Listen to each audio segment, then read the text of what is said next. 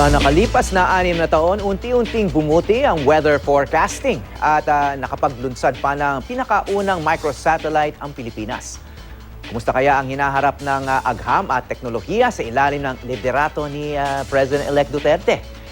Para sagutin yan, makakapanayam natin ang magiging bagong kalihim ng Department of Science and Technology, si Professor Fortunato de la Peña. Magandang umaga sa inyo. Incoming Secretary Magandang umaga, of Science and Technology. So yung background nyo, you're professor, but you also worked in the government, no? Sa Department of Science and Technology. Naging undersecretary I was undersecretary. Before that, I was planning chief in 1982 to 84. And then... Science and Technology rin. Also in the DOST. And then head of the Technology Application Institute in 1989 to 91. So 3 times na akong seconded. Oh, seconded from the University of the UP, Philippines, Diliman. To DOST. Where you taught industrial engineering. Yes, yes. Okay. So, nabanggit nyo, Technology Application Institute, no? So, ibig sabihin nun, naghahanap kayo ng mga paraan kung paano i-apply yung teknolohiya, yung mga innovations sa pang-araw-araw na buhay. Yes, yung Technology Application and Promotion Institute was established during the time of President Cory Aquino, and the main purpose really is to try to commercialize the technologies that have been developed in the laboratories to help the small enterprises adopt technology and also to assist the inventors. Okay, so you've been in Manila most of this time. Paano naman kayo nakilala o nadiskubre ni President-elect Duterte? Well, there was this former a friend from UP days who lived in Davao who asked me to submit my curriculum vitae. So after soul searching, I submitted, and 3 days later I was called to Davao. And then? It was already a cabinet meeting. So wala man lang job interview or Well, I mean parang okay, ikaw na yon. Parang after submitting your CV, it was mostly a paper application. But maybe the search people were the ones who really briefed the president. Okay, so but were you formally introduced, of course? But yeah, then during the meeting. you were introduced as the new. Yes, yes. So, kumbaga, the decision was made even before talking to you formally. I think so. Okay, well, congratulations sa inyo. So, nung nakilala kayo ni President-elect Duterte, may sinabi ba siya? Did he share any ideas or strategies about science and technology? Well, the ideas actually were statements that was for everybody, and it's up to us to fit our plans to these priorities. So particularly when he mentioned that he really wants to give priority to agriculture, food, and health, education, and countryside development, then we have to think along those lines. Our activities like research and development and technological services, even human resource development have to fit and support these priorities. Okay, so those are very basic sectors, no? Food and agriculture and health, no? Health, I mean, those are not surprising. But at the same time, pag iniisip yung DOST, may mga very visible projects dyan, Of course, you probably may not have been too involved, for example, in the microsatellite, yung Diwata, and then also you've probably seen doon sa UP Diliman campus itong monorail, no? Okay, project na DOST din daw. So bukang parang mas prestige projects ito. They're not that related doon sinasabi yung basic sector. So tama ba yung understanding ko na mukhang baka mag-ibang direksyon ngayon na maging priority or investment of resources on science? There were many good projects. One thing good about the Department of Science Technology that I noticed, because I have been there for a long time, is that there's some kind of continuity naman. Even if administrations change, the good projects continue. There are new things that are introduced. And basically, I think many of the projects that were introduced recently will probably have to be continued because they are very useful. So, for example, these things about having, shall we say, the correct and appropriate data that will be used for predicting or assessing hazards, which is also useful for our agriculture and other, shall we say, sectors. This will have to continue because they are of good use. Okay? Maybe we just have to decentralize some of the work so that the other, for example, the other universities will be involved Okay.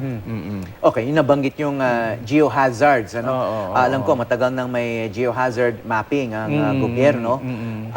And then, to what extent are these being used? Itong sinasabi nyo nga pang araw-araw na buhay. Are they actually being used in planning developments? Yes. For example, in as far as disaster preparedness is concerned, this is very much in use, and we are now. I think DOST will be having it more heavily used in the area of agriculture. For example, irrigation systems and the like will have to be designed according to the information that are given in this mapping. And the good thing is that early enough, the incoming Secretary of Agriculture, Secretary Manny Piñol, has already approached us, approached me and said, we will have to collaborate closely because there are many things that you have in your department that will be of good use to agriculture. And I think if there will be more departments that will be of the same attitude, many of the things that we have been doing will be put into good use. So, parang may indication na magkakaroon ng science at saka science-based decision-making. Data-based, kumbaga, data-driven decision-making. Kasi alam naman natin sa gobyerno, halo-halo yung factors behind decision-making. That's right. A big part of it, of course, is politics, political. Kung bumoto ka para sa ganitong opisyal, mas magkakaroon ka ng mga ginhawa or investments from the government. But they're saying now na they need inputs from you to be a basis for the decision making in terms of what the priorities should be.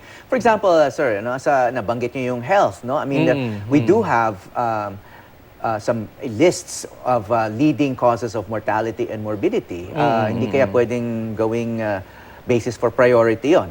Yes. In fact, essentially there are 4 areas where our health research are focused. One of them is, and one of the biggest is in the drug discovery area.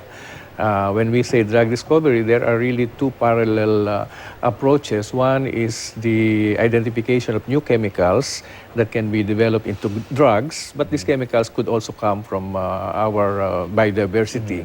And there are these herbal plants that can be used for medicinal purposes. So that's one area that will continue to be given priority and probably be expanded. The other one is in the area of diagnostics because, for example, here in the Philippines, as you mentioned, there are many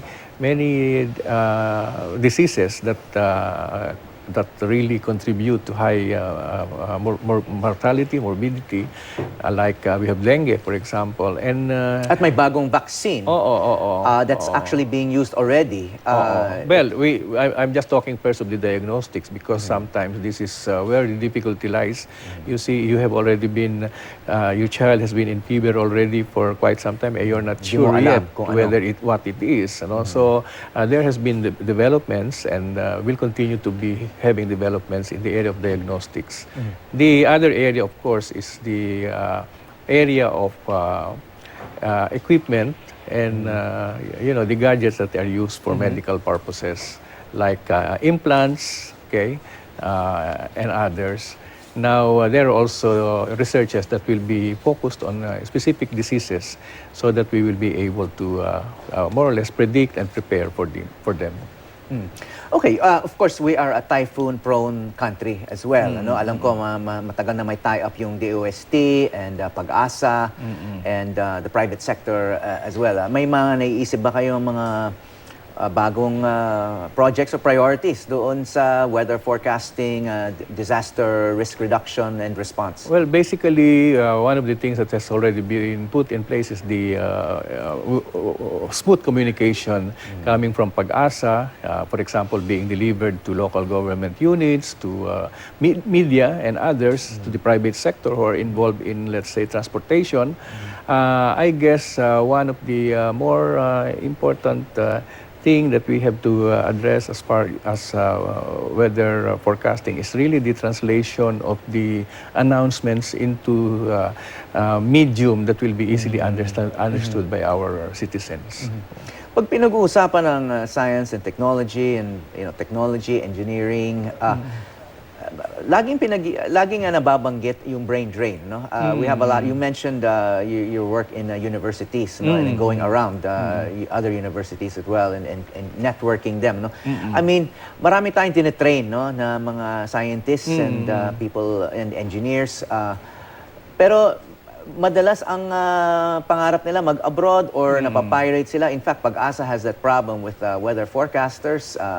You know, they suffer from brain drain as well. Ano naman anong pwedeng gawin para i-reverse ito o itigil ito and maybe attract overseas scientists back to the Philippines? Well, first of all, this issue of brain drain is not unique naman to the Philippines. You know, any developing country which is trying to develop its human resources suffers from this brain drain syndrome.